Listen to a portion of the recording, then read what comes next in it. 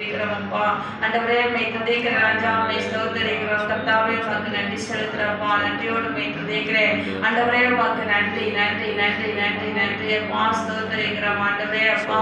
ஆண்டவரே இந்த சபை எங்களுக்கு தந்திருக்கிறீர் ஆண்டவரே, உம்மை துதிக்கிறோம்ப்பா. ஸ்தோத்திரிக்கிறேன் அப்பா.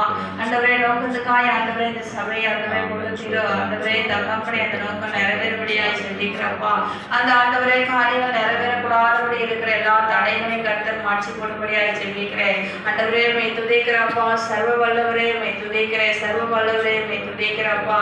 ஆண்டவரே உம்மால ஆகாத காரியம் ஒன்று உண்டோ இல்லை என்று சொல்லி நாங்கள் பார்க்கிறோமே. ஆண்டவரே உம்மால எல்லாம் கூடும் என்று சொல்லி நாங்கள் பார்க்கிறோமே. ஆண்டவரே உம்மை துதிக்கிறப்பா. ஸ்தோத்திரிக்கிறேன். ஆண்டவரே நீங்க சொன்னா ஆகும், நீங்க கட்டளையிட்டா நிற்கும் என்று சொல்லி நாங்கள் பார்க்கிறோமே.